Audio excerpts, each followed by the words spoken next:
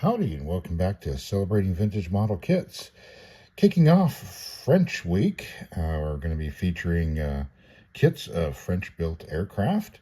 We're going to start with this 1972 Airfix Dassault Super Mystere. This is kit number 361, catalog number 03020-3.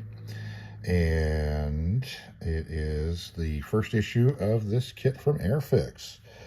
So the Super Mystere was the final evolution of the Oregon Mystere, Mystere 2.3 and the Mystere 4 series. There was gradual improvements to get more performance out of them. The Oregon started out with a 25-degree swept wing. The Mystere 2.3 was 33-degree swept wing, and the Mystere 4 was a 41-degree swept wing. And the Super Mystere went to a 45-degree swept wing. It was the first production Western European aircraft that was capable of Mach 1 in level flight. It used the fuselage of the Mystere 4 as its basis. In fact, it was initially called the Mystere 4B. Then they added the 45-degree swept wing. They went to a thinner wing that had a 6% ratio. And they also included an afterburner, which was new for the French as well. The first prototype, the B.2, was equipped with a Rolls-Royce Avon RA7R. And it flew on 2nd of March 1954. Broke the sound barrier the next day. The pilot was Paul Boudier. The B.2 replaced the Avon with a French-built Snecma ATAR 101G, and it had dry thrust of 7,500 pounds and afterburner with 9,900 pounds of thrust. And its first flight was in May 15th of 1955. The French ordered initially 220 of these in March of 55. That was reduced to 154. Deliveries began in February of 1957 and were completed at some point in 1959. There were two additional prototypes that were built, which were called the B.4, which substituted the engine for a more powerful ATAR 9, and it had a 48-degree wing sweep, and it was capable of Mach 1.4. The standard Super Mystere B.2 was just over Mach 1, so it was 1.01, and so that was a significant boost in power. But at the same time, the Mirage 3 was coming online, and that was a vastly superior aircraft, so the B.4 was not put into production. In 1958, Israel ordered 24, and they eventually got an additional 12 from French stocks.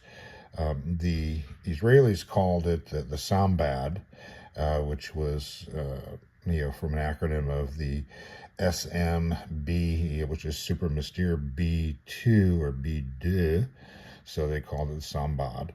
In Israeli service, was involved in the attack on the USS Liberty, 67 Six-Day War, and the 73 Yom Kippur War. Initially, it was being used as a fighter, but as the Israelis got more competent fighter aircraft, the Super Mystere slid into the ground support role. Between 69 and 73, there were some upgrades that were done to the aircraft by the Israelis. The French embargoed weapons and parts to Israel, so they figured that they're going to run out of parts for that ATAR engine, so they swapped out the engines for Pratt & Whitney J52s, which were the same engines being used in the A4 Skyhawks that they had. It had an extended tailpipe, and then those aircraft were called Sahars, which is Hebrew for Tempest. And then finally in 76, approximately, Honduras bought 12 ex-Israeli aircraft and got an additional 4 more in 79. And Honduras used those all the way up through the early 90s. I see 2 different dates as the final use in Honduras, but it could be as late as 96. France phased them out in 77, and the Israelis phased them out in the late 70s. So the Mystere was equipped with 2 30-millimeter DEFA cannons underneath here. You had underwing hard points that were capable of handling up to 2,000 pounds of ordnance total, so 1,000 on each side, and that would be made up of either a drop tank, rocket pods, the AS-30 air-to-surface missile, or a pair of sidewinders. There was also a pack of 35 Matra 68-millimeter rockets that would come out underneath the fuselage somewhere around back in here. But those proved troublesome, so they usually were not used. So that's a little bit of history on the aircraft itself, and let's take a look at our kit. So first off, we've got this really nice, artwork being done here by Roy Cross. Beautiful rendition of the aircraft. Not much action going on, but it's a good-looking airplane. You can really see kind of the influence of, or the kind of resemblance, I should say, of the F-100 Super Sabre, kind of the flattened intake nose. You have more swept back wings, kind of the same thing. They were trying to get more speed and out of the Sabre, and they created Super Sabre, and the French are kind of doing the same thing, making the Super Mystere. And on the side here, we've got showing additional kit here available, the Saab Viggen, and information about the paints that are recommended. This side has a couple additional available kits, a Jetstream and a Domini. The end's got the catalog code or the code number and the catalog code, made in England, cut out of the top box art. And this one's got the same here. Looks like original price may have been $1.89 on this one. Nothing on the bottom. This is still a taped box. I haven't gotten to the cellophane wrap yet. And we'll start with the instructions. This is a big fold-out one from Airfix. We've got a history of the aircraft, general instructions, special instructions. So it's talking about if you want to put the weapons on here, you got to make sure you cut out the little holes. And some keys for what to do. And then we've got step-by-step instructions. Get your pilot in there. Get your fuselage put together. There's a representation of the tail of the jet. Looks like you do get a instrument panel, so a little bit of an interior. There's your landing gear assembly. Looks like it can be done as up or down. Same thing here. You're getting for the nose wheel, you've got either this piece to cover up the whole thing for up, or the stacked nose doors and a cover for the rear for the gear down. Yeah, we've got some speed brakes here that looks like can be done as open or close. And then finally your pylons.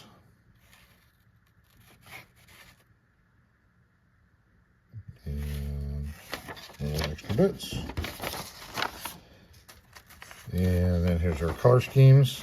They're giving you a choice of 4, which is kind of nice, and starting to step up from earlier Airfix of just one set of decals. This is giving you a choice of 4. So we got 2 French ones and 2 Israeli ones. So a bare metal one for each, and then a camouflage for each. And then here we've got our decals themselves with the wax paper cover. They seem to be in pretty good shape still. But a lot of stuff on there. And so what I was able to figure out is This one here, the silver French one, is from the Squadron 210 Seine. The actual aircraft marking number is 10RF. It's aircraft number 113, and this is from approximately 1966 at an airfield called BA-110, and I was able to source some photographs of this aircraft as well and some of its squadron mates. And then this one here is a French aircraft with different squadron. That's 2/12, and this one is 12ZQ, construction number, aircraft number 109, and this was seen in 1969 at Cambrai. And what's interesting about this aircraft is that the Dassault had a repair facility in Israel, and so some repairs were needed to be done on a bunch of French aircraft. So rather than do it, they didn't have the capacity to be able to fix them or do the upgrades, maintenance stuff, whatever was needed to be done in France. So they sent them down to Israel, to their repair facility in Israel, to get overhauled. And when they came back with an Israeli camouflage paint job on them. So, there's some rumors that they ended up being used by the Israelis in the 6-Day War at the time. So, kind of an interesting story on it. The French did eventually start camouflaging their aircraft, but it was not in, the version that included sand, because, there's no deserts in France. So the French camouflaged ones were in 2 tones of green. So kind of interesting. And then this one here is an Israeli one here. Was not able to determine the exact squadron that this one was, but I did find a photograph of this number 325. And then finally this one here is in camouflage. Again, I couldn't determine the squadron, but I was able to find a photograph of this number 708. So the markings are actually pretty accurate for this kit. So good job for Airfix then. All right, let's take a look at some of the images of those kits here.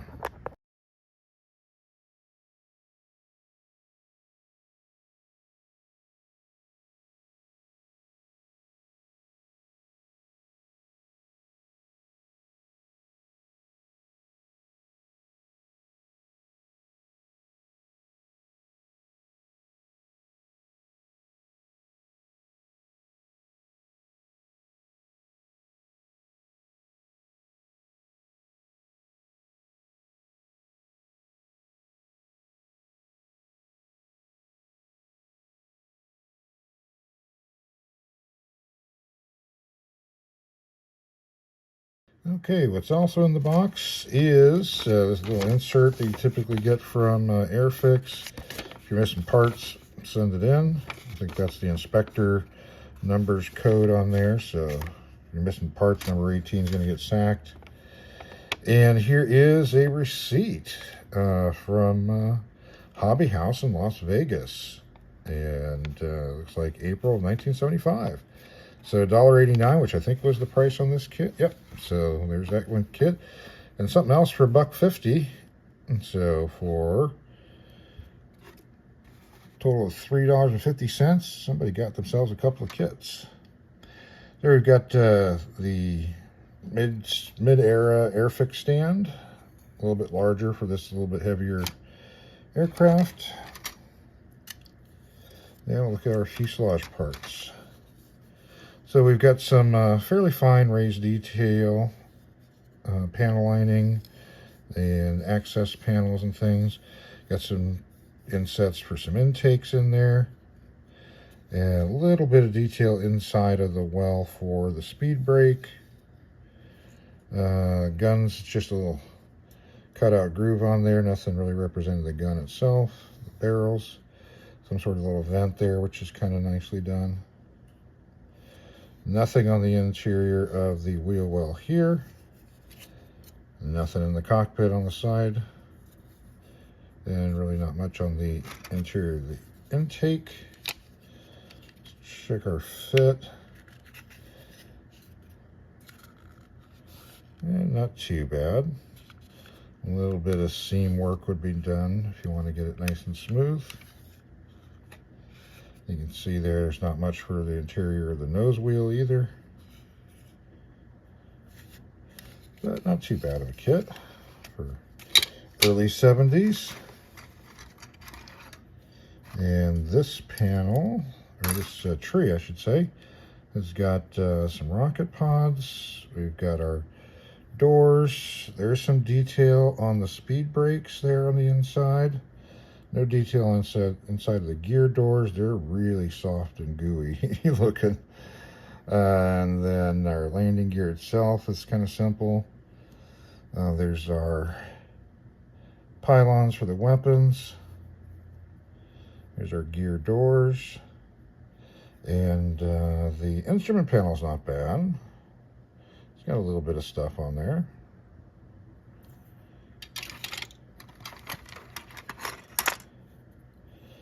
And here we have our main gear, cockpit front and back, our wheels, our drop tanks. Wheels aren't too bad. Gears, not too bad, but not much for interior detail.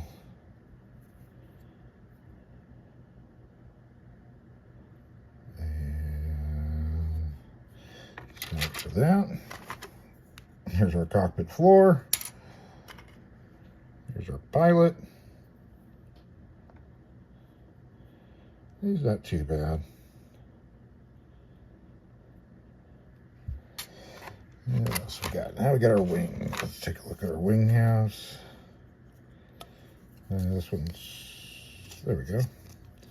So this is kind of nice. You've got the top half. It's got the leading and trailing edge all together, so you don't have to really worry too much about doing the seaming on that. Seems fairly thin for, especially since this is supposed to be a thin wing aircraft. And then this inserts into the middle there. So again, we've got raised panel lining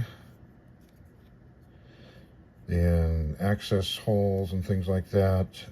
We do have engraved line for the ailerons, but it looks like flaps, if those are flaps, I think, maybe.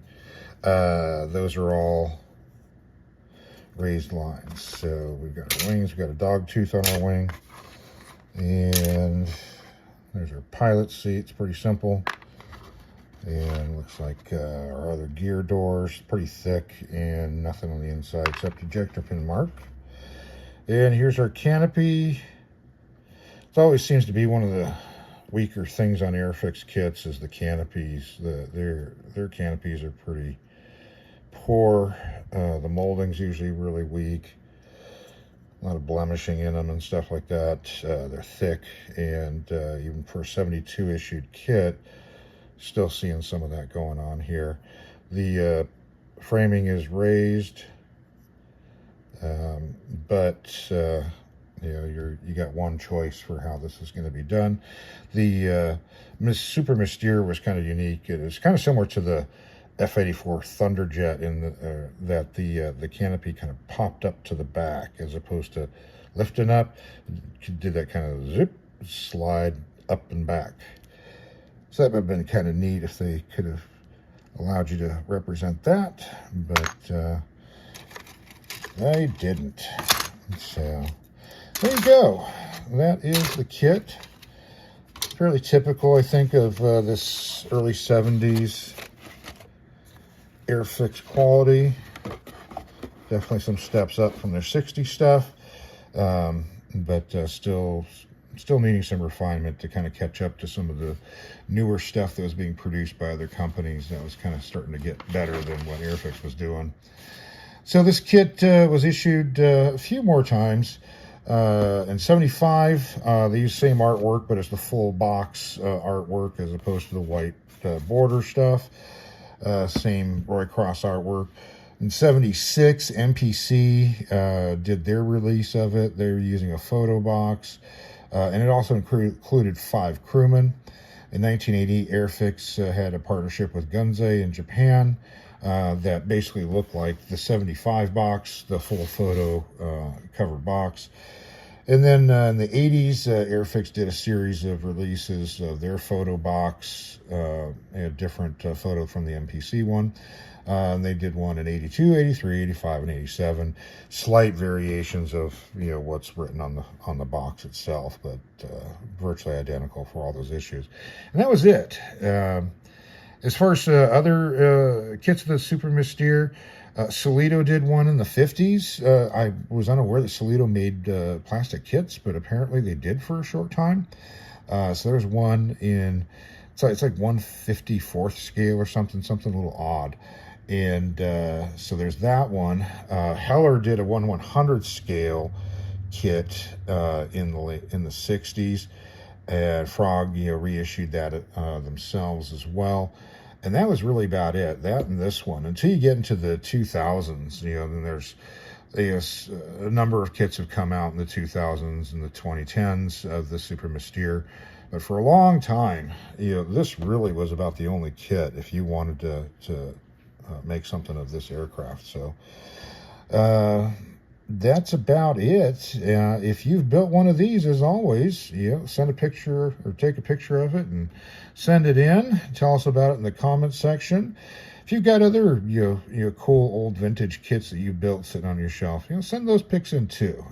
Don't just limit it to just what we've got shown on our videos here. So that is it for today. Be sure to keep watching for this week with French Week. I'll be showing you a lot of interesting and unusual aircraft, maybe stuff you didn't even know existed. So should be a pretty fun week for the theme this time.